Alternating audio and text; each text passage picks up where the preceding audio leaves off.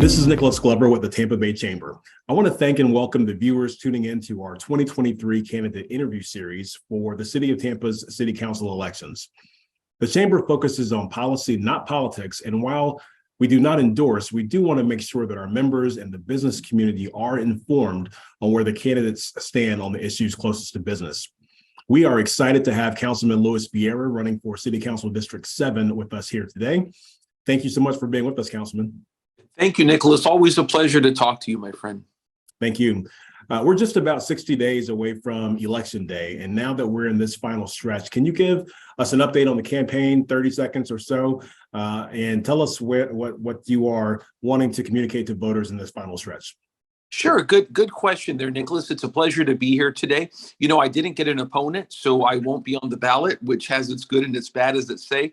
But a lot of issues up right now, and we'll talk about some of them. I always stress to people that, for me, the biggest issue that we have to stress these days, whether it's federal, state, or local, is civility, seeing the good in one another, and being collegial with one another in politics. I think that's something that's very, very important. But I'm glad to talk about all the issues here today. Thank you, Councilman. Let's start by talking about the role of City Council as you see it. And ultimately, do you see that role evolving over the course of this term? That's a very good question. You know, certainly, I always say I'm on Tampa City Council to try to make a change about the issues that I care about and to play my role. Tampa City Council deals with land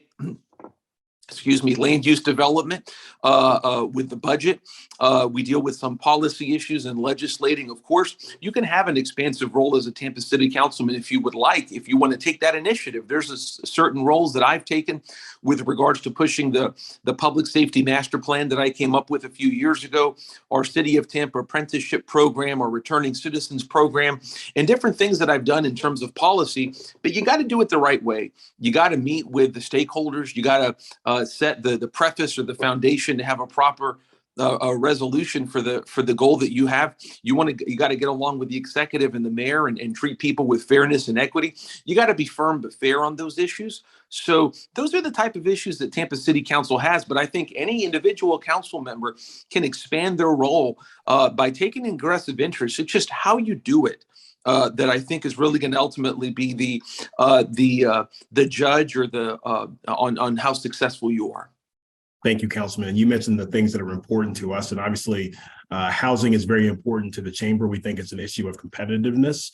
In particular, we've decided to focus on that missing middle, that workforce housing 80 to 120% of area median income. And what I want to ask you next is, what zoning code updates or policy changes would you like to see to support those badly needed updates to our workforce housing inventory in Tampa? Well, there's a lot there. You can take a look at ADUs. I'm a strong supporter of that. We have to have neighborhood input on it, of course, but I'm a strong supporter of ADUs. And taking a look at the code to encourage more affordable and workforce housing, and then take a look at it and partnering with the county and the state of Florida, if possible, on those specific vocations that are amenable to workforce housing. I'm talking about our teachers, our nurses, our police officers, our firefighters.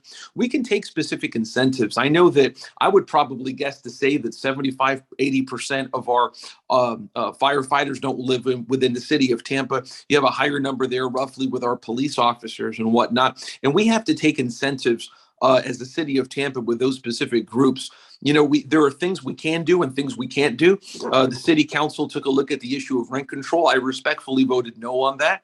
I don't think it's something that can work in Florida. I always tell people I don't write political checks that are ultimately going to bounce, especially to people that are marginalized. I don't like to make promises like that of things that I don't think will work out. When it comes to housing, like I said, we have to take a look at the code, more innovative issues like ADUs and budgetary investments. But we have to look into future partnerships with the county and the state of Florida. We were able to get a lot of dollars out recently because of federal dollars, CARES Act, and then especially ARPA money, and taking a look at CRAs. Some of that money may not be there in the coming years. And we have to remember that the city of Tampa's role when it comes to spending on social welfare programs has historically been in partnership with other entities. And when it comes to housing, we may need to take a look at that again and continue to get along with our friends in the county and the state as well. So there's many, many different things we can do with regards to housing. Thank you, Councilman. You mentioned ADUs. And so for those at home who might not know what that means, could you just elaborate a little bit more? accessory dwelling units that right now certain neighborhoods are allowed to have and others don't. And we're taking a look at code amendments that would allow them throughout more and more of the city of Tampa. The basic idea is looking at out-of-the-box solutions to housing, things like ADUs, things like tiny houses, et cetera, because, with housing, with rent going up, I believe it is 40% over the last year, the median rent in the city of Tampa being around $1,900 a month. That's outrageous. If you're a person earning, let's just say $55,000 a year, right? Your gross income, about 40% of your gross income will be taken up by your rent, not by your mortgage, by your rent. And that's before taxes and other basic expenses. So we have to think outside of the box for housing and whatnot. And I'm glad that the chamber is also taking a look at workforce housing. We have to look at affordable housing for people who are working really hard to try to get into the middle class. And we also have to remember those who are in what I call the middle of the middle class. Again, our teachers, our nurses, our firefighters, our police officers, et cetera, those people that get up and work every single day, as well as those people who are working hard to try to get into the middle class. We need to have an all of the above strategy on housing. Thank you so much for that. We began by talking about kind of the role of city council, and I want to expand upon that. And let's talk about the budget. Approving the city's budget is one of council's biggest responsibilities. Some state budget experts anticipate a slowdown, even though we're doing a little better on inflation. They're still anticipating some friction to our economy. How would and how should the city prioritize spending? That's a great question. 2/3 of our budget goes to police officers and firefighters. We had a lot of pressure as the city of Tampa and a lot of similarly sized cities did to reduce police spending or to reallocate it or to defund the police. From day one, I strongly opposed that. I thought that was unwise. And I think that we can, have a measured, socially conscious, but responsible response on law enforcement type issues. So we should continue to invest in our public safety. Talking about the public safety master plan that I proposed, that's an idea that reflects upon the vast expansion we've had in residential growth in the city of Tampa over the last several years, and how we need to make concurrent public safety and other infrastructure investments that go along with that. So that's issue number one. Whenever you take a look at the budget, we have to have a long-term approach. And not keep our eye also on revenue as well. I know we're going to be losing prospectively the CIT tax in 2027. We have to look at the things that the city of Tampa can and can't do. When it comes to transportation, for example, we have investments in transportation. We spend about $850,000 a year on sidewalks, which is woefully low. We spend about $5 million a year on repaving in the city of Tampa, when just to keep up with our repaving needs that are current, it's about $16 million a year. So in the end, we have to, number one, like I said before, look at our partnerships with the county, with FDOT, with the state of Florida, the federal government, if need be, on some of these priorities, and know that the city can't go at it alone. And also look at other sources of revenue, such as the $500 million that's waiting for us in Tallahassee on transportation, God willing, and maybe one day, if we can ever do it, the penny sales tax.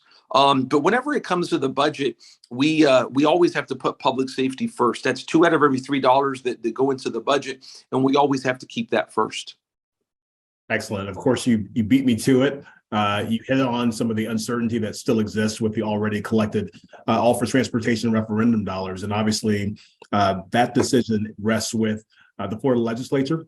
And assuming Hillsborough is able to, in fact, secure those funds this session, what are the priorities that you'd like to see it invested in? You mentioned some roadway enhancements as well as safety. Are there additional opportunities as well? Well, overall, we can take these funds as sort of a test pilot for our county and some of the leaders in areas that are more suspicious of a sales tax for transportation, to show them what we can do. And that means, obviously, I'm a community player. We want the city of Tampa to win, but we also want Hillsborough County to win. That means East Hillsborough, et cetera, et cetera.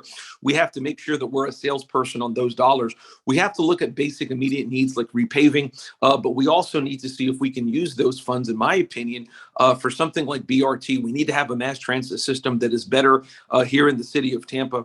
HART is woefully underfunded. That's a whole other issue that we could talk about for twice as long as we're going to be here. But we need to look at just the basics, things like road repavings, sidewalks is a big issue. Making sure that our roadways are walkable and for pedestrian and bicyclist safety. If we use these dollars effectively, we can use it as a test, if you will, a test pilot to show folks who may be more skeptical of a penny sales tax what these dollars can do. And whatnot. So I think that should be the overarching aim, as well as getting rid of some immediate crisis issues in transportation. Excellent. We talked about some of the partnerships that exist, but what I want to talk about now is the idea of public-private partnerships. They continue to be an asset, of course, for local governments across the country. What, if any, opportunities for P3s do you see in the city of Tampa?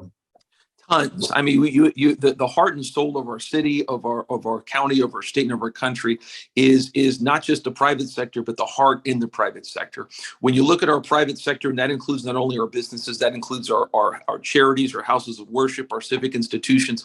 That's where our heart is. And like I always tell people, when you talk about the compassion game, government can feed the stomach, but it can't heal the heart. For that, you got to go to your local church, mosque, or synagogue, or many different organizations, et cetera, for that. So we start off with our houses of worship and faith and different institutions. City of Tampa does a lot of work with organizations that have a secular arm, such as Abraham Ministries, Catholic Charities, et cetera. We see our Lutheran friends do so much work when it comes to people who are refugees, many of whom come to the city of Tampa. We have to continue that public-private partnership with the faith community and whatnot. We also have to take a look at groups like the Chamber of Commerce and our friends there when it comes to public policy goals that we have. For example, with hiring returning citizens and seeing to it that people who are leaving the prison system don't go back on the street and don't go back and God forbid commit more crimes, but can work hard to put food on the table for their families and whatnot. With regards to housing, obviously there's a big public sector and private sector partnership over there that should continue with affordable and workforce housing, and of course with workforce training. One of the biggest issues that's out here for the city of Tampa. We talk a lot about housing. We talk a lot about transportation, but workforce development in the city of Tampa and Hillsborough County is effectively the glue that holds it all together so that people can acquire the skills that they need in life to improve their own lot and to increase their earning capacity so that they can afford that house, so that they can afford that apartment, et cetera. Those are just a few of the issues on which there's a lot of room for continued movement and improvement in public and private partnerships. Thank you, Councilman. Local governments across the state have been critical as of late of the legislature. Do you think that the idea of preemption has become a problem in Tallahassee? And if so, how would you work to establish more productive working relationships with our legislative delegation? That's a great question, and it has become an issue with regards to the relationship between Tallahassee and the city of Tampa. There are certain issues that you do need a statewide perspective on, and I respect that. Obviously, there are some we can't have, in the 67 counties in Florida, 67 answers an issue on which there should be one answer for the state of Florida, and I respect that. But we've seen too much that is ideologically driven from Tallahassee that gets in the ways of cities. I think about our tree ordinance. I think about what they tried to do with our apprenticeship ordinance and so many different things. I think ultimately we need to work with the state of Florida.